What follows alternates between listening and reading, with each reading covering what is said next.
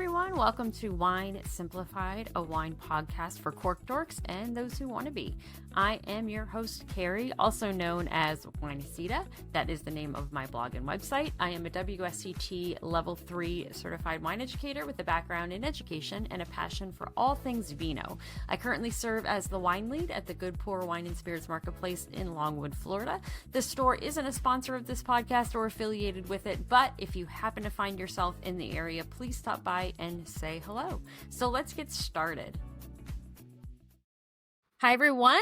Welcome back to Wine Simplified. Thank you so much for joining me again. Once again, I am attempting to do this by video. So if you're watching by video, I apologize. I talk with my hands a lot, and I might actually do that quite a bit on video. If you're listening audio only, happy to be in that format as well, of course. But today we are talking about sweet and dessert wines. I can't speak for everybody, but in general, at least customers I've talked to, myself included, when we started on our wine drinking journeys, we tend to start with a sweet wine, dare I say bottom shelf sweet wine. A lot of times we'll pick up the Moscato from the bottom shelf. I know for me it was the $2.99 Winking Owl Moscato at Aldi. If you are still there, if you're still drinking that, if you still like that, totally fine. I used to buy it by the case. And then as we learn more about wine, or as our wine palates, change and develop, sometimes it can feel a little too sweet. And I think what that tends to do is maybe give a connotation that sweet wine is cheap wine.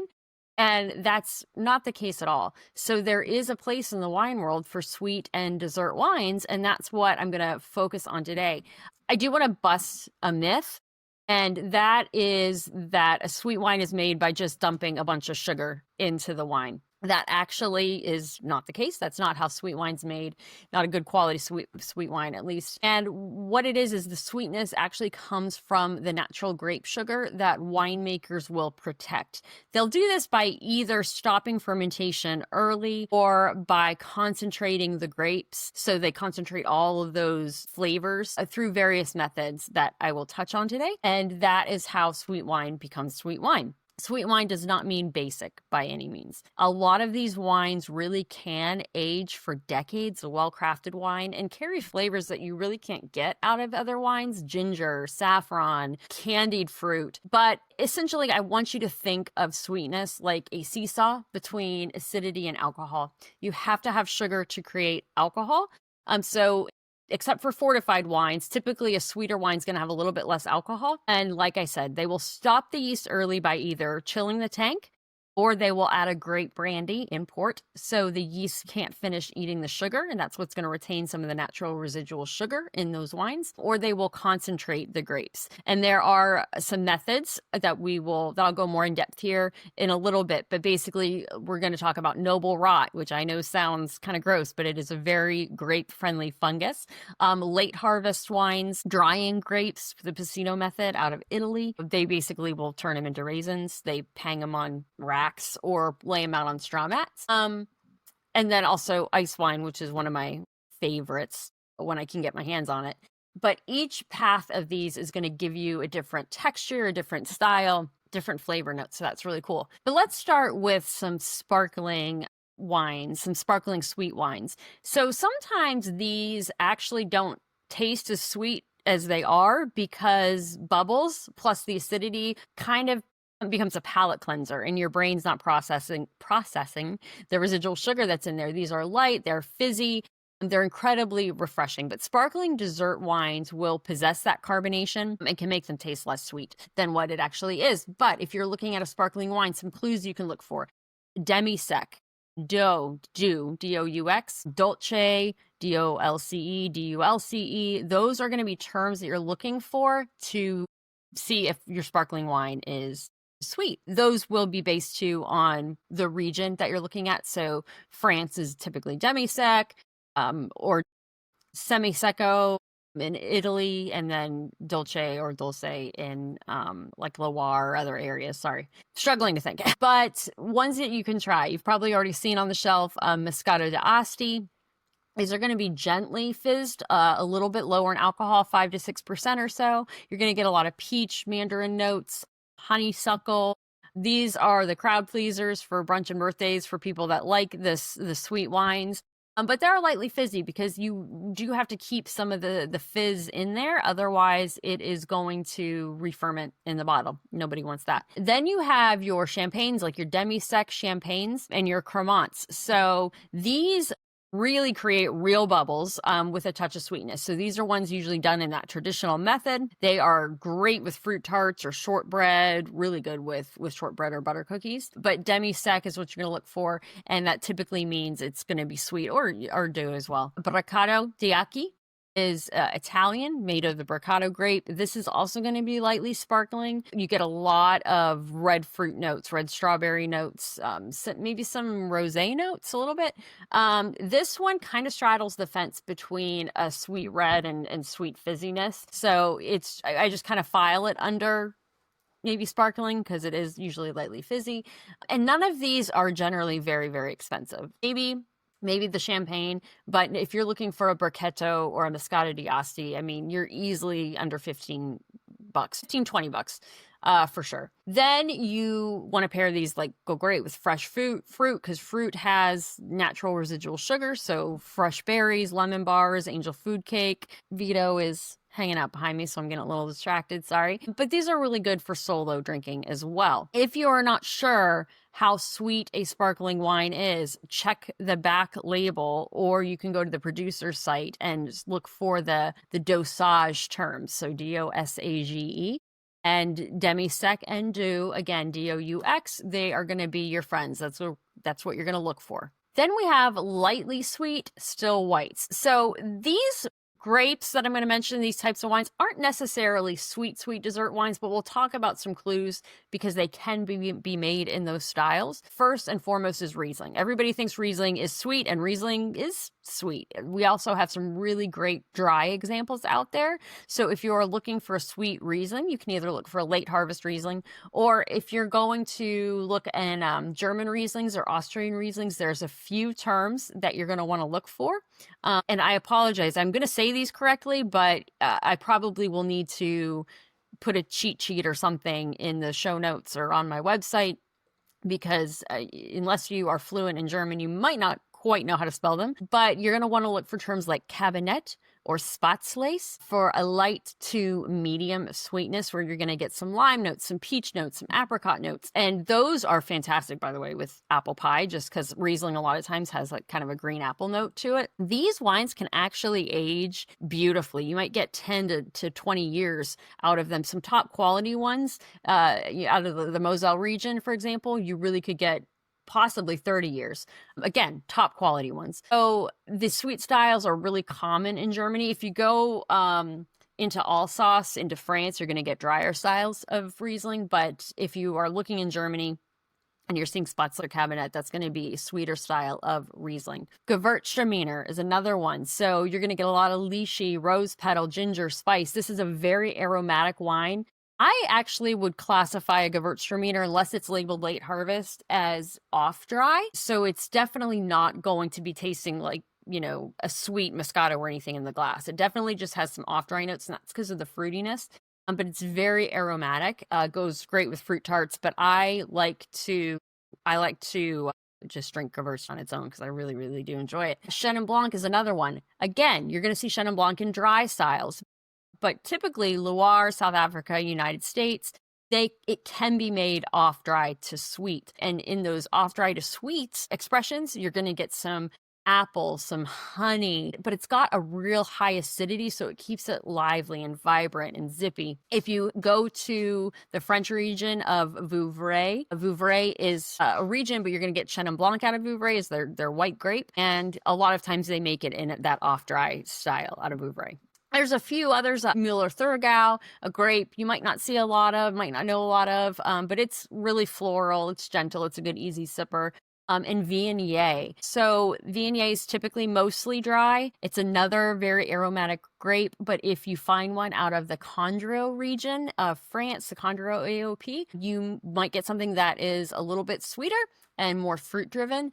And it kind of reminds you almost of going through a peach orchard, if you will. So I love a good Viognier anyway, but especially one from Condrieu. These wines pair great with things like vanilla custards or fruit crumbles. However, to hear me out, they also pair exceptionally well with spicy food because the sweet and the spice counterbalance each other really well, and it's a nice contrast on the palate. It's very refreshing. So if you need to cool some heat from a Thai dish or a spicy Indian dish, definitely pair it with a sweet wine. If you see a milieu on a Loire Chenin or spots on a German Riesling, you will expect noticeable sweetness. So I will try to remember to put some of these terms in the show notes. Then we have some rich and honeyed, but not quite fortified wines yet. So the last ones that I mentioned can be off dry, maybe some dry ones, but can trick your palate into thinking it's sweet. These are actually going to be very rich, honeyed, sweet wines. These wines are going to be luscious, they're silky, they're thick, they're full-bodied.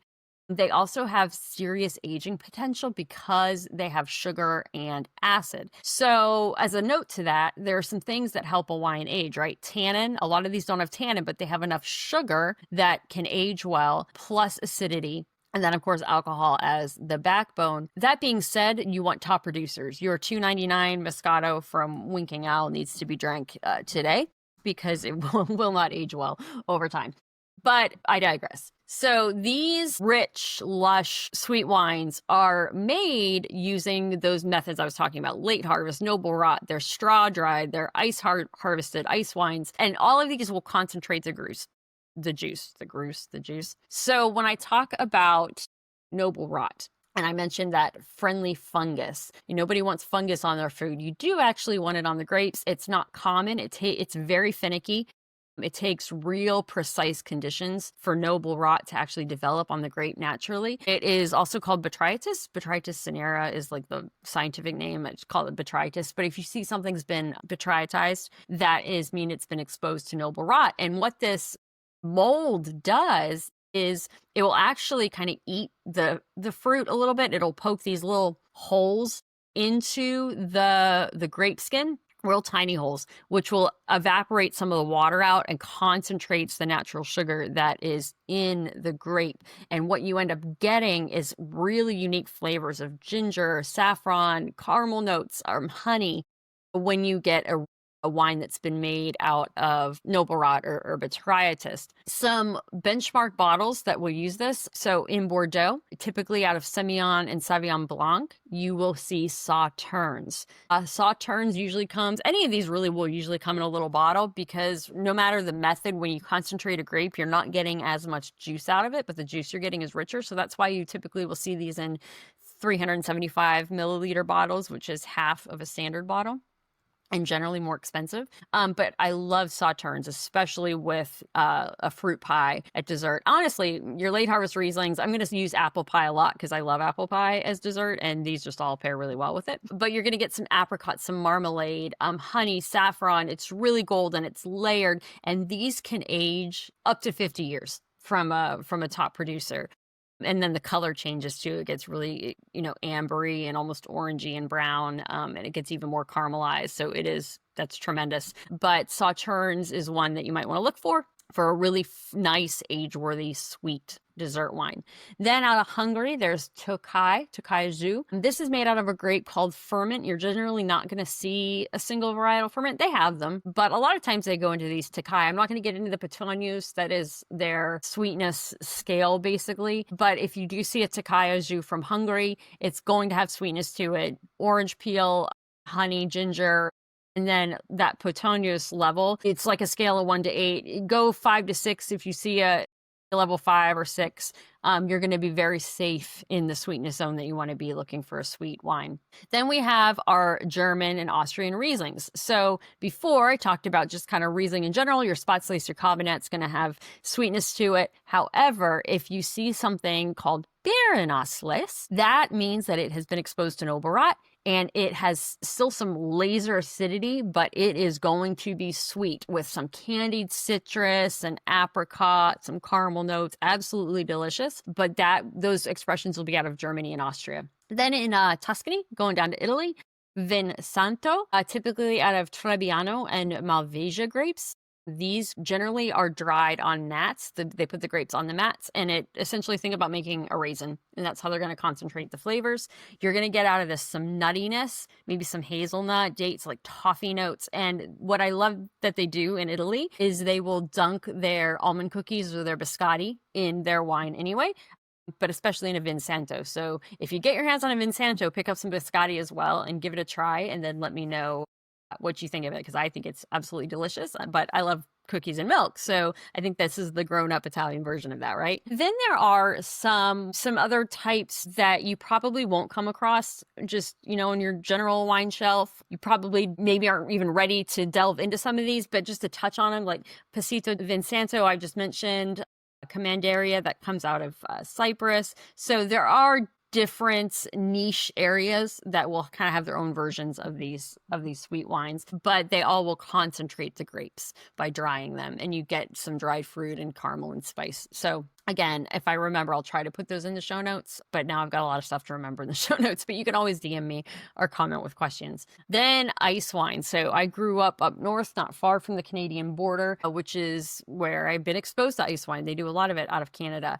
You also get it out of Germany and Austria, and this is when grapes, cold hardy grapes, so grapes that can handle the cold, typically Riesling or Vidal Blanc, are actually left to freeze on the vine. So after that first freeze, and then they will, which will evaporate the water basically, they are pulled off, and then they are picked and pressed while they're still frozen. And so you literally only get a couple of drops out of each one of really concentrated sugary juice. And these are super intense. A lot of peach, a lot of mango, pineapple, honey. They can be very expensive, but definitely worth the experience if you ever get a chance to try one or get your hands on one, or if you're needing a nice sweet dessert wine for a special occasion. Ice wine is great. Or go back up, and I would recommend a Sauternes.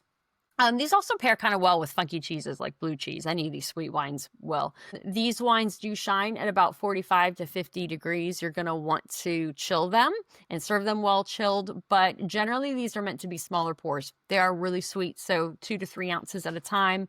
If they get too warm, they almost feel a little too syrupy or too sticky. But if it's too cold, you're going to mute all those great flavors and aromatics out of the grape. Then we have our sweet reds. So these reds can be playful and fizzy to real velvety and chocolatey. I feel like I've talked about Lambrusco in multiple episodes already. So look for terms like amabile when it comes to Lambrusco or dolce. These will indicate sweetness, and you're going to get a lot of red berries, maybe a little yeastiness because it's going to be sparkling. It's going to be lightly sparkling with some bubbles, but really excellent with salty snacks or actually pizza night. When you kind of want a dessert wine, but not really, Lambrusco is a great option. I mentioned Ricciato already. Ricciato, that is almost like a chocolate covered strawberry in wine form. So a lot of people, when they think of Valpolicella, think of Amarone, which is dry. This is the sweeter cousin, I like to say, of Amarone, Recioto. And they will dry the grapes for Recioto, and you get a lot of like black cherry, cocoa, fig, baking spices, a real plush wine. Then I think what a wine that a lot of people think of when they think about dessert wines is port. So port is fortified wine, and it's just one of several different types of fortified wines. And these are some sweeter styles. So what happens with port is they will add a splash of grape brandy either during or after fermentation, which will boost the alcohol. And that also will protect the freshness after opening and lock in the sweetness because it kills off the yeast that, was eating the sugar. So key regions, key ones. So port.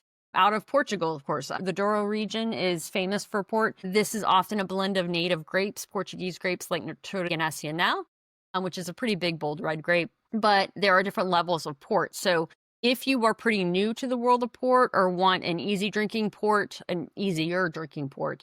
go for a ruby port. These are Usually real fruity, like fresh red fruit, black fruit, some chocolate. These are made to be drank early, not necessarily meant for aging. You can also look for words like reserved or crusted port, but typically ruby port's what you might find in the United States on the shelf. I mean, if you're new to port, that's where I would start. You can also go for a late bottled vintage port. So this is a single vintage port. It's much richer than a ruby port. It's ready sooner than a standard vintage port. And this one is also designed for earlier consumption, not going to age.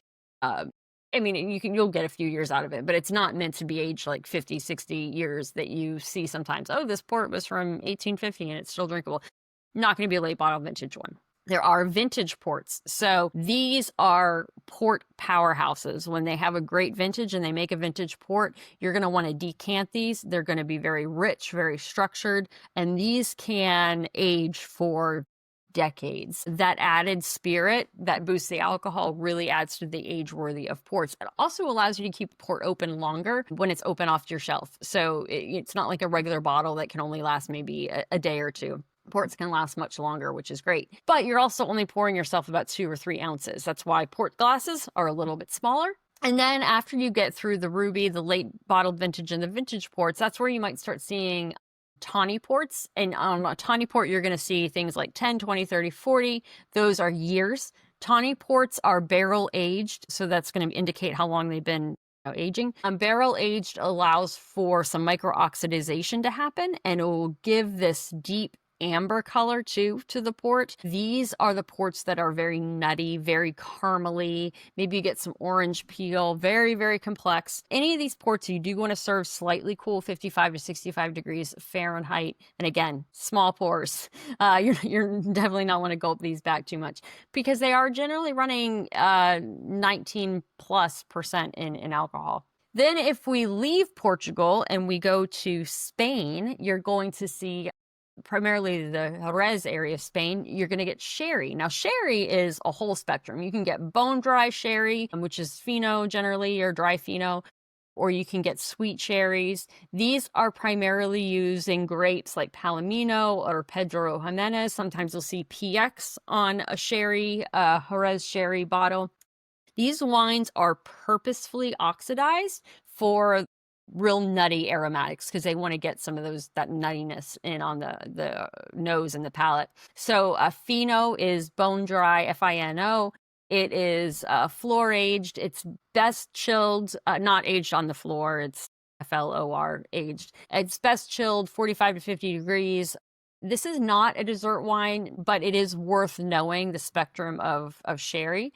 A lot of times dry sherry tends to be used in cooking. And then you have the Amontillado or the Oloroso versions of sherry. These are nutty, they're oxidative. They can be off dry to really, really sweet. Cream sherries, these are going to be Oloroso. They are sweetened, toffee, nutty notes. And then, of course, probably the sweetest one is the PX, the Pedro Jimenez. This is ultra sweet.